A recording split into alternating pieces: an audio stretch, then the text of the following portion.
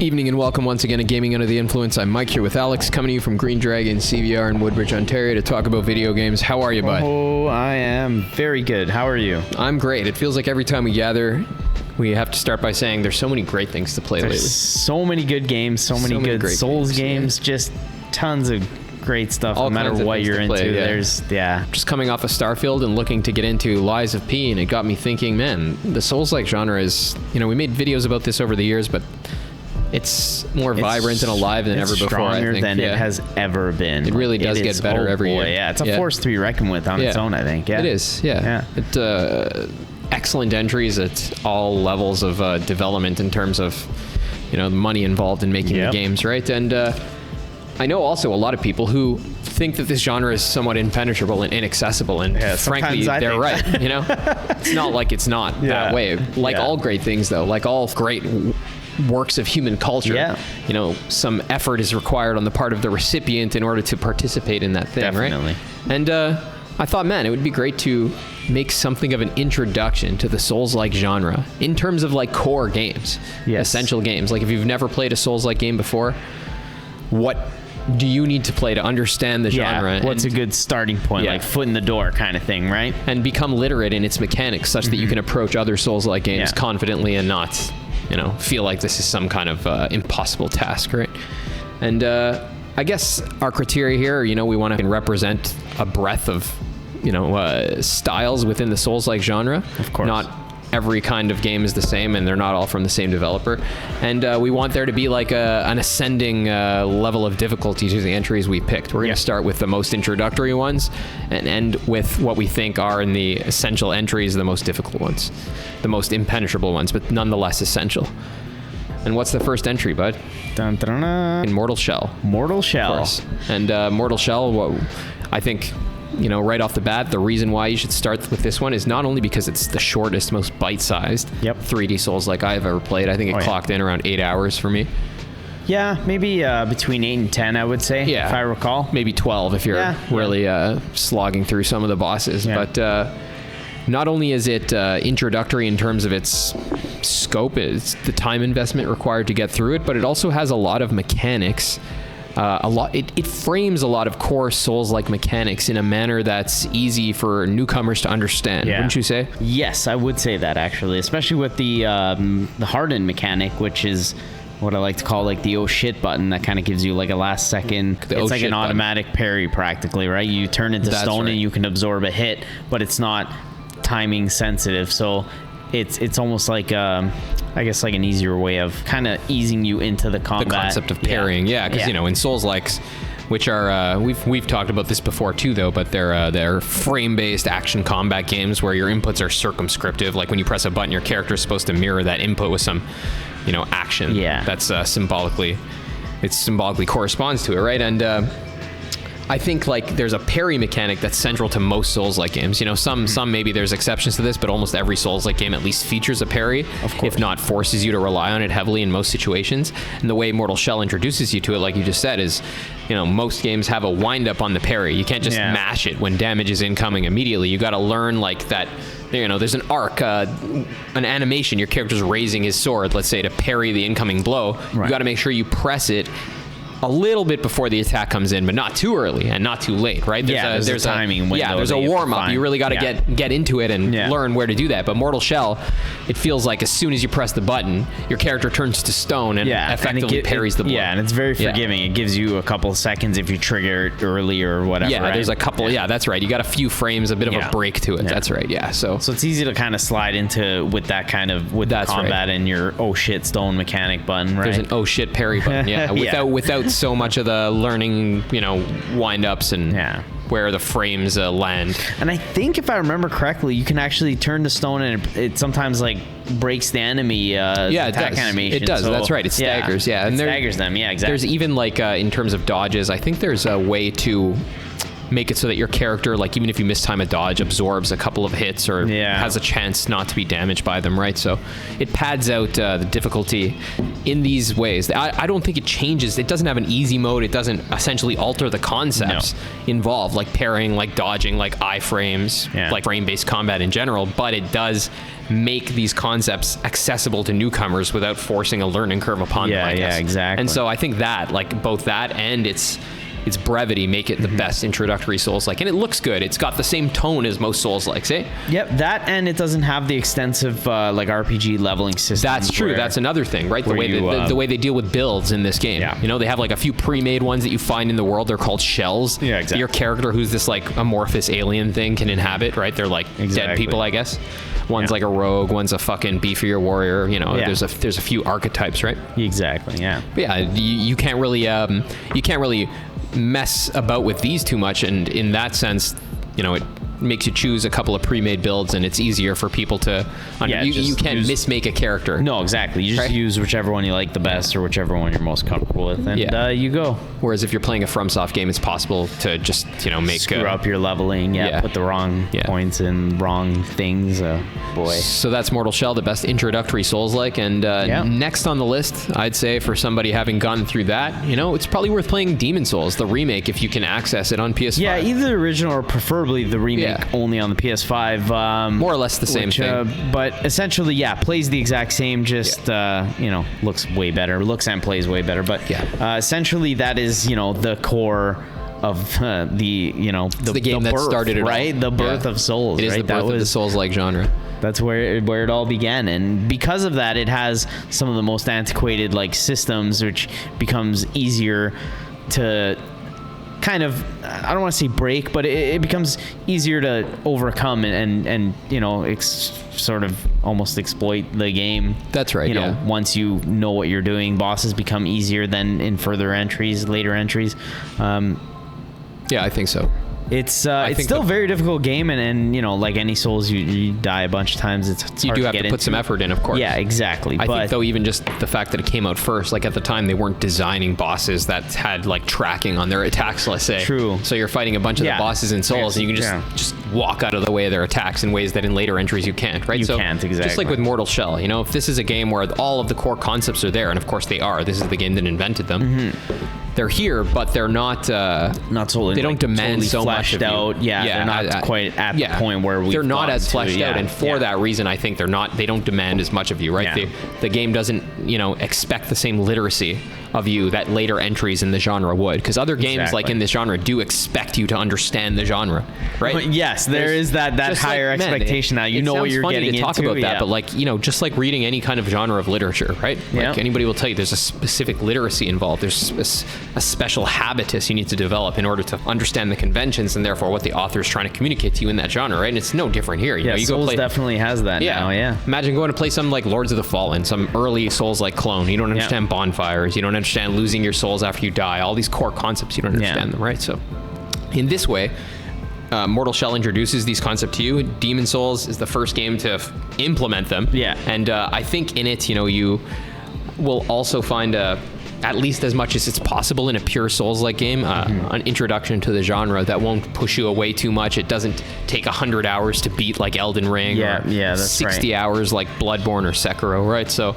it's a comfortable intro to the genre, and all of the core mechanics are there. And I also have to add that, like, in terms of From's world building, like, this game will captivate you in ways that the later ones I don't think do quite as much. That's true. Yeah, it does have some really cool fantasy shit. It does. That is almost unseen. There's a coherence to its world building too that I think the actual Dark Souls games were lacking, because they didn't really have a clear idea what they were doing with the trajectory of the story from the first to the last one, right? Whereas this is a self-contained thing. Yeah, everything's where it should be. It's a really cool game, and I like how you know, it's broken up with a hub world, which is something they return to, if you'll remember, right? True. Yeah, there is also like a hub world where you go from world to world, level to level, so to speak, which eliminates a lot of, you know, just the traversal and the confusion that comes from that, getting lost. Yeah, and that's so there's an argument to be made for this being preferable to what they did with the Souls games, the Dark Souls games, that is. So, right. Yeah, after Mortal Shell, you could get into Demon Souls. It won't bust your balls as hard as some of the later From games, or even, you know, more esoteric entries in the genre. Yeah.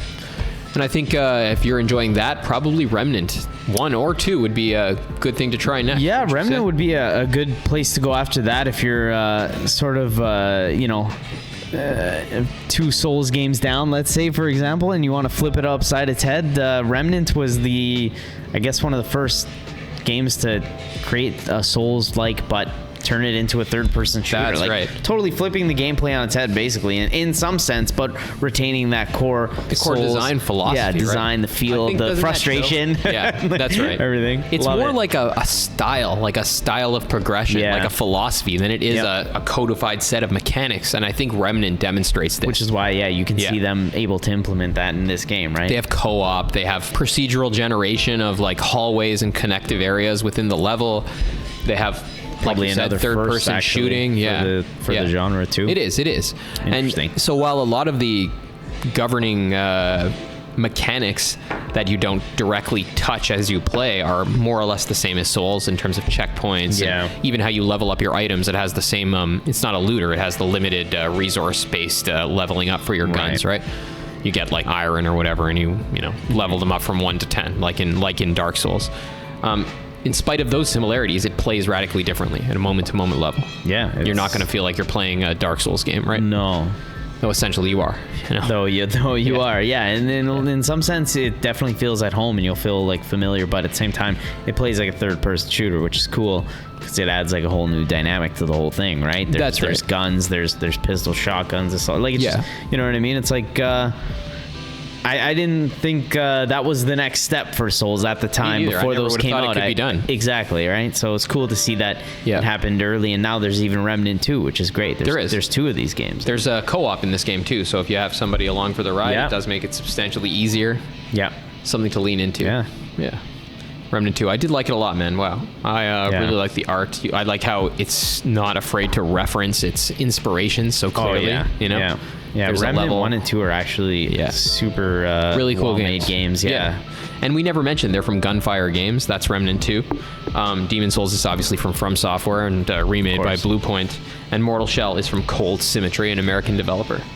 As for our 4th entry on this list, we were thinking about Bloodborne, but man, I think it's probably good to go with Lies of P at this time. Yeah, Lies of P is, brand new game. It just basically launched. Yeah, it just came out, I think, a couple of days ago. Or today, maybe. Didn't it come out today? Maybe, yeah. Yeah, I'm not sure if it came out on Friday or today, but in any case, it's good. Got a little bit of time in it now so far, and the reason we went with this instead of Bloodborne is because it's so clearly like inspired by Bloodborne. Unabashedly like inspirational clone, and they have no qualms about admitting that and you can see it with the immediately upon in the broad strokes, right? about how there's this like kind of Victorian looking city that's afflicted by some calamity that's caused everybody to die or flee or whatever. Fucking crazy. Here though, instead of a beast plague, it's like and I love I was just telling you this before we started here.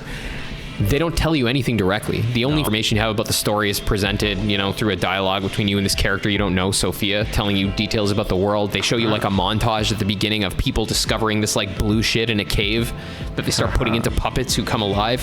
And the game is about this Victorian city that looks quite like Yharnam being destroyed by the puppet frenzy, it's called. The puppets have murdered everybody, and you walk around the street and you see these guys trying to choke you out and beat you with their batons and stuff. Parade puppets, actually. It's horrifying. Really? Oh my god. That's quite cool. Even that, like Bloodborne is horrifying as well, so they've clearly leaned into they have the same basic structure, but their twist on it is interesting, right? I like cool, this way that they're innovating. They're taking what's obviously a masterwork in the genre is the matter of their own idea, right? And building upon it. So, and it's really fun.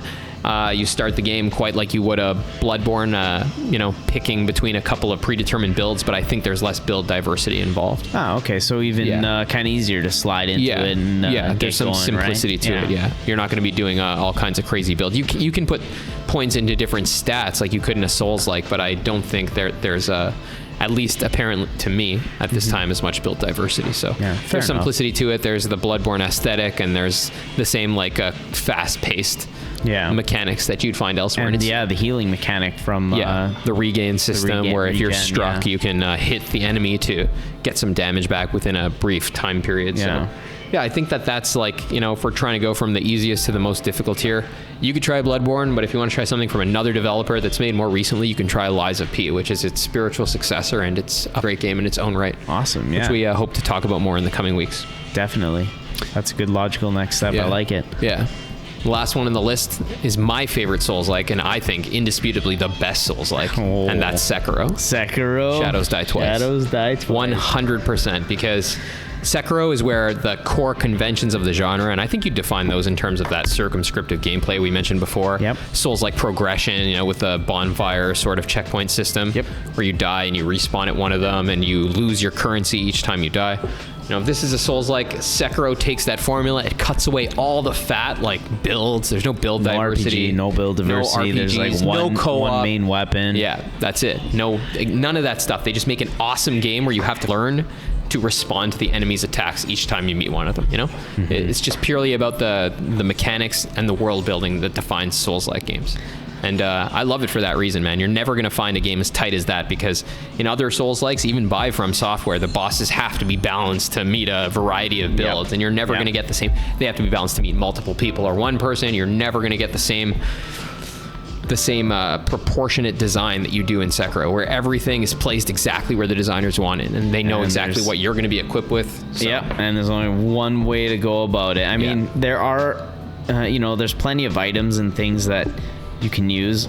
Also, not to say that you are stuck in one build. The game demands you to play one way, but yeah, there's not too much variance from that. You can't just go into magic or go into other Souls games. They have tools and stuff you can choose between. Exactly. Yeah. But they don't radically alter the fact that you have to parry the boss to break him and then beat him that way, right? Yeah. There's no. It can assist you, but it won't. It won't break or really help you. There's no cheating. Sekiro is, like you said, it's as tight as gameplay design could probably possibly get. It's not like you're gonna have in one of the Souls games a guy doing melee against the boss and he's finding it's a really hard boss, and then the guy doing magic just blasts it away. Three seconds. Yeah, I found him easy. It's not going to happen in this game.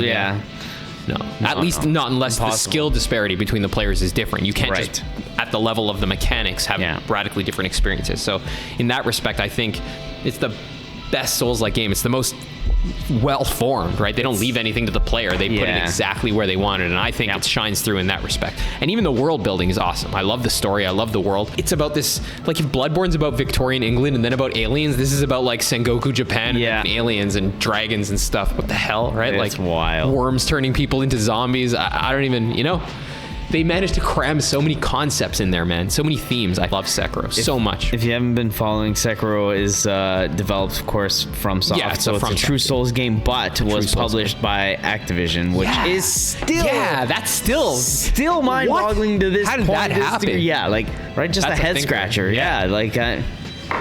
Well, hey, that's as good a place to cut it off as any, though, eh? I think that's a good introduction to the Souls-like genre and our reasoning for why you should pursue these games in this order. Yep.